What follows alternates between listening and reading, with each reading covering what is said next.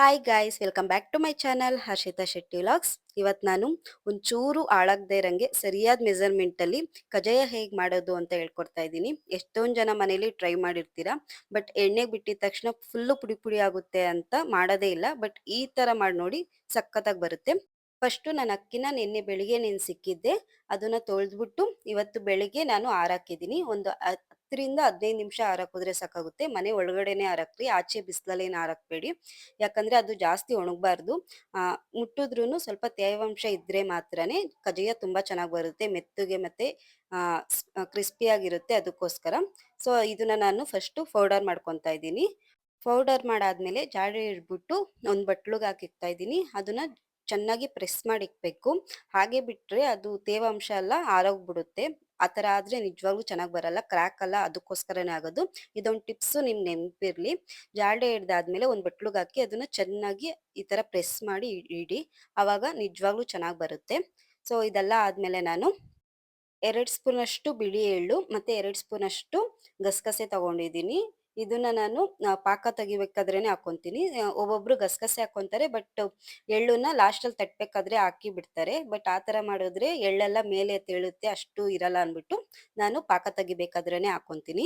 ಅದಾದ್ಮೇಲೆ ಬೆಲ್ಲ ತಗೊಂಡಿದ್ದೀನಿ. ಬೆಲ್ಲನ ನಾನು 1 ಗ್ಲಾಸ್ ಅಕ್ಕಿ ತಗೊಂಡಿರೋದ್ರಿಂದ ಒಂದು 3/4 ಗ್ಲಾಸ್ ಅಷ್ಟು ಬೆಲ್ಲ ತಗೊಂಡಿದ್ದೀನಿ. ನಿಮ್ಗೆ ಬೇಕಂದ್ರೆ 1 ಗ್ಲಾಸ್ ಅಷ್ಟೇ ಬೆಲ್ಲ ತಗೊಳ್ಳಿ. ಬಟ್ ಸ್ವೀಟ್ ಜಾಸ್ತಿ ಆಗುತ್ತೆ. ನನ್ಗೆ ಸ್ವಲ್ಪ ಸ್ವೀಟ್ ಕಮ್ಮಿ ಇರೋದ್ರಿಂದ 3/4 ಗ್ಲಾಸ್ ಕರೆಕ್ಟ್ ಆಗಿರುತ್ತೆ. ಅದಾದ್ಮೇಲೆ ಒಂದು 4ರಿಂದ 5 ಏಲಕ್ಕಿನ ಆ, ಪುಡಿ ಮಾಡಿ ಇಟ್ಕೊಂಡಿದ್ದೀನಿ. ಸೊ ಇದಾಕೋದ್ರಿಂದ ಫ್ಲೇವರ್ ಸಖತ್ತಾಗಿರುತ್ತೆ. ಇದೆಲ್ಲ ಆದ್ಮೇಲೆ ನಾನು ಇವಾಗ ಪಾಕಕ್ಕೆ ರೆಡಿ ಮಾಡ್ಕೊತಾ ಇದ್ದೀನಿ. ಫಸ್ಟು ನಾನು ಹೇಳಿದ್ನಲ್ಲ, 1 ಗ್ಲಾಸ್ ಅಕ್ಕಿಗೆ ಒಂದು 3/4 ಗ್ಲಾಸ್ ಬೆಲ್ಲ ಹಾಕೊಂಡಿದ್ದೀನಿ ಅಂತ. ಸೊ ನಾನು ಈ ಗ್ಲಾಸಲ್ಲಿ ಅಕ್ಕಿ ತಗೊಂಡಿದ್ದು. ನೀರ್ನ ಇಷ್ಟು ಚಿಕ್ಕ ಗ್ಲಾಸಲ್ಲಿ ಹಾಕೊಬೇಕಾಗುತ್ತೆ. ನೋಡಿ, ಇಷ್ಟು ಚಿಕ್ಕ ಗ್ಲಾಸಲ್ಲಿ ಒಂದು ಕಾಲು ಭಾಗದಷ್ಟು ಹಾಕೊಬೇಕು ಅಷ್ಟೇನೆ. ಇದಕ್ಕೆ ಜಾಸ್ತಿ ನೀರು ಹಾಕ್ಬಾರ್ದು, ಯಾಕಂದ್ರೆ ನಮ್ಗೆ ಕಜ್ಜಾಯಕ್ಕೆ ಅಂಟು ಪಾಕ ಬರಬೇಕು. ಸೊ ಒಂದೆಳೆ ಎರಡೆಳೆ ಆ ತರ ಅಲ್ಲ, ಅಂಟು ಪಾಕ ಬಂದ್ರೇನೆ ಕಜ್ಜಾಯ ಸಖತ್ತಾಗೋದು. ಇಲ್ಲಾಂದ್ರೆ ಇವಾಗೆಲ್ಲ ಹೇಳ್ತಾರಲ್ಲ, ಎಣ್ಣೆಲಿ ಬಿಟ್ಟಿದ ತಕ್ಷಣ ಅದು ಎಲ್ಲ ಕಳ್ಕೊಂಡ್ಬಿಡುತ್ತೆ ಅಂತ, ಅದೊಂದೇ ರೀಸನ್ಗೋಸ್ಕರ. ಸೊ ನೀರ್ನ ನಾವು ಆದಷ್ಟು ಕಮ್ಮಿ ಹಾಕಿದ್ರೆ ಚೆನ್ನಾಗಿ ಬರುತ್ತೆ. ಇವಾಗ ನಾನು ಏಲಕ್ಕಿ ಪುಡಿನ ಹಾಕೊಂತಾ ಇದ್ದೀನಿ. ಸೊ ಇಷ್ಟನ್ನ ಹಾಕ್ಬಿಟ್ಟು ಅದು ಪಾಕ ಬರೋವರ್ಗುನು ಹಾಗೆ ಬಿಡ್ಬೇಕು. ಸೊ ಮನೆ ಎಲ್ಲ ಘಮ ಘಮ ಅಂತ ಇರುತ್ತೆ ಹೇಳ್ಬೇಕು ಅಂದ್ರೆ. ಸಣ್ಣ ಉರಿಲೇ ಇಕ್ರಿ, ತುಂಬಾ ಜಾಸ್ತಿ ಉರಿ ಇಕ್ಬೇಡಿ, ಯಾಕಂದ್ರೆ ಸೀದೋಗೋ ಚಾನ್ಸಸ್ ಜಾಸ್ತಿ ಇರುತ್ತೆ. ಮತ್ತೆ ಪಾಕನ ನಾವು ಅವಾಗವಾಗ ನೋಡ್ತಾ ಇರ್ಬೇಕು, ತಿರುಗ್ತಾ ತಿರುಗ್ತಾ. ಅದ್ ಜಾಸ್ತಿ ಪಾಕ ಆಗ್ಬಿಟ್ರುನು ತಟ್ಟಕ್ಕೂ ಬರಲ್ಲ, ಫುಲ್ ಗಟ್ಟಿ ಆಗ್ಬಿಟ್ಟು ಕಲ್ ತರ ಆಗೋಗ್ಬಿಡುತ್ತೆ. ಅವಾಗ ನಾವು ಏನ್ ಮಾಡ್ಬೇಕಂದ್ರೆ ಬಾಳೆಹಣ್ಣು ಹಾಕ್ಬೇಕು, ಇಲ್ಲಾಂದ್ರೆ ಹಾಲು ಹಾಕ್ಬಿಟ್ಟು ಬಿಡ್ಬೇಕು. ಅವಾಗ ಒಂದ್ ಸ್ವಲ್ಪ ಬಿಟ್ಕೊಳ್ಳೋ ಚಾನ್ಸಸ್ ಜಾಸ್ತಿ ಇರುತ್ತೆ. ಅದಕ್ಕೋಸ್ಕರ ಅವಾಗವಾಗ ತಿರ್ವಿ ತಿರ್ವಿ ನೋಡ್ತಾ ಇರಿ, ಪಾಕ ಬಂತಾ ಇಲ್ವಾ ಅಂತ. ಇವಾಗ ನಾನು ಪಾಕ ಹೇಗ್ ಬರುತ್ತೆ, ಹೇಗೆ ನಮ್ಗೆ ಐಡೆಂಟಿಫೈ ಮಾಡ್ಬೋದು ಅಂತ ಇವಾಗ ನಾನು ಹೇಳ್ಕೊಡ್ತೀನಿ ನೋಡಿ.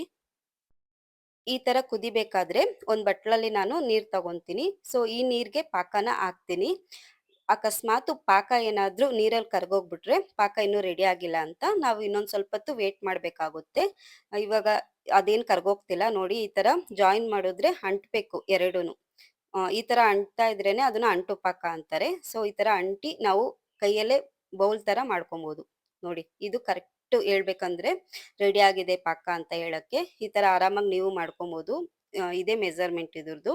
ಇವಾಗ ಹೇಳಿದ್ನಲ್ಲ, ಇವಾಗ ಪಾಕ ರೆಡಿ ಆಗಿದೆ. ಇವಾಗ ನಾನು ನೆಕ್ಸ್ಟ್ ಗಸಗಸೆ ಮತ್ತೆ ಎಳ್ಳನ್ನ ಹಾಕೊಂಡು ತಿರುಗ್ತಾ ಇದ್ದೀನಿ. ಸೊ ಹೇಳಿದ್ನಲ್ಲ, ನಾನು ಇವಾಗ ಪಾಕಕ್ಕೆ ಹಾಕೊಂಡು ತಿರ್ಕೊಂತೀನಿ. ಸ್ವಲ್ಪ ಜನ ಎಳ್ಳನ್ನ ಆಮೇಲೆ ಹಾಕೊಂತಾರೆ.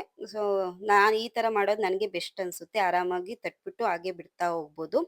ಇದಾದ್ಮೇಲೆ ನಾನು ಸ್ವಲ್ಪ ಸ್ವಲ್ಪನೇ ಹಸಿಟ್ಟನ್ನ ಹಾಕೊಂಡು ತಿರುಗ್ತಾ ಬರ್ತೀನಿ. ಸೊ ಸ್ವಲ್ಪ ಸ್ವಲ್ಪ ಹಾಕೊಳ್ಳಿ, ಯಾಕಂದ್ರೆ ಗಂಟಾಗೋ ಚಾನ್ಸಸ್ ಜಾಸ್ತಿ ಇರುತ್ತೆ ಅಕ್ಕಿ ಹಿಟ್ಟು. ಅದಕ್ಕೋಸ್ಕರ ಸ್ವಲ್ಪ ಸ್ವಲ್ಪ ಹಾಕೊಂಡು ತಿರುಗ್ತಾ ಬನ್ನಿ. ಮತ್ತೆ ನಮ್ಗೆ ಮೆಜರ್ಮೆಂಟ್ ಗೊತ್ತಾಗ್ಬೇಕು. ತುಂಬಾ ತೆಳುಗೆ ಕಲ್ಸ್ಕೊಂಡ್ರು ಅದಾಗಲ್ಲ, ತುಂಬಾ ಗಟ್ಟಿ ಕಲ್ಸ್ಕೊಂಡ್ರು ಆಗಲ್ಲ. ನಾವು ಮೆಜರ್ಮೆಂಟ್ ನೋಡ್ಕೊಂಡು ನೋಡ್ಕೊಂಡು ಹಾಕೊಂತ ಬರ್ಬೇಕು. ಅಕ್ಕಿ ಹಿಟ್ಟು ಮಿಕ್ಕಿದ್ರು ಪರವಾಗಿಲ್ಲ, ಬಟ್ ನಾನ್ ಹೇಳಿರೋ ಮೆಜರ್ಮೆಂಟ್ ತಗೊಂಡ್ರೆ ಪಕ್ಕ ಕರೆಕ್ಟ್ ಆಗಿ ಆಗುತ್ತೆ. ಒಬ್ಬೊಬ್ರು ಏನ್ ಮಾಡ್ತಾರೆ ಅಂದ್ರೆ ನೈಟ್ ಪಾಕ ತೆಗ್ದ್ಬಿಟ್ಟು ಬೆಳಗ್ಗೆ ಬಿಡ್ತಾರೆ. ಅವಾಗ್ ಬಿಟ್ರೆ ಇನ್ನೂ ಸಾಫ್ಟ್ ಆಗುತ್ತೆ. ಸೊ ಆ ತರ ಮಾಡಂಗಿದ್ರೆ ಸ್ವಲ್ಪ ತೆಳ್ಳುಗೆ ಮಾಡ್ಕೊಳ್ಳಿ, ಅವಾಗ ಚೆನ್ನಾಗ್ ಬರುತ್ತೆ. ಇವಾಗ ನಾನು ಸ್ವಲ್ಪ ಅವಾಗ್ಲೇ ಮಾಡಿ ಬಿಡೋದ್ರಿಂದ ಒಂದು 2 ಅವರ್ಸ್ ಅಷ್ಟೇ ನಾನು ಬಿಡ್ತಾ ಇರೋದು. ಅದಕ್ಕೋಸ್ಕರ ಒಂದ್ ಸ್ವಲ್ಪ ಗಟ್ಟಿ ನೆನ್ಸ್ಕೊಂಡಿದೀನಿ. ಹೇಳಿದ್ನಲ್ಲ, ನೈಟ್ ಪಾಕ ತೆಗ್ದು ಬೆಳಿಗ್ಗೆ ಮಾಡಂಗಿದ್ರೆ ಸ್ವಲ್ಪ ತೆಳ್ಳಗೆ ಕಲ್ಸ್ಕೊಳ್ಳಿ. ನೋಡಿ ನಾನು ಈ ತರ ಕಲ್ಸ್ಕೊಂಡಿದೀನಿ. ಸೊ ನಾನು ನೆಕ್ಸ್ಟು 2 ಅವರಲ್ಲೇ ಮಾಡ್ಬಿಡ್ತೀನಿ. ಅದಕ್ಕೋಸ್ಕರ ಒಂದ್ ಸ್ವಲ್ಪ ಗಟ್ಟಿಗ್ ಕಲ್ಸ್ಕೊಂಡಿದೀನಿ. ಚೆನ್ನಾಗಾಗಿತ್ತು. ಇವಾಗ ನೋಡ್ತೀರಾ ನೀವೇ ಎಣ್ಣೆಗ್ ಬಿಟ್ರೆ ಒಂಚೂರು ಹಾಳಾಗಲ್ಲ. ಮತ್ತೆ ಸ್ವಲ್ಪ ಉಬ್ಬುತ್ತೆ. ಎಷ್ಟು ಚೆನ್ನಾಗ್ ಬರುತ್ತೆ ಅಂತ ನೋಡ್ತೀರಾ. ಈ ತರ ಕಲ್ಸ್ಬಿಟ್ಟು ನಾನು ಒಂದು 2 ಅವರ್ಸ್ ಹಾಗೆ ಬಿಡ್ತಾ ಇದೀನಿ. ಸ್ವಲ್ಪ ಹೊತ್ತು ಕೋಲ್ಡ್ ಆಗ್ಲಿ ಅಂತ ಅದು. ಅದಾದ್ಮೇಲೆ ಇವಾಗ ಆ ತಟ್ತಾ ಇದೀನಿ. ಸೊ ಸ್ವಲ್ಪ ನಾರ್ಮಲ್ ಆಗಿ ರೌಂಡ್‌ಗ್ ತಟ್ಕೊಂಡು ಹಾಗೆ ಎಣ್ಣೆಗೆ ಬಿಡ್ತಾ ಇದ್ದೀನಿ. ಸೊ ನಾವು ಆಚೆ ಕುತ್ಕೊಂಡಿದ್ವಿ ಸ್ವಲ್ಪ ಕುತ್ಕೊಂಡು ಆರಾಮಾಗಿ ಮಾಡ್ಕೊಬೋದು ಅಂತ. ಎಣ್ಣೆ ಸ್ವಲ್ಪ ಚೆನ್ನಾಗ್ ಕಾದಿರ್ಬೇಕು ಇದಕ್ಕೆ.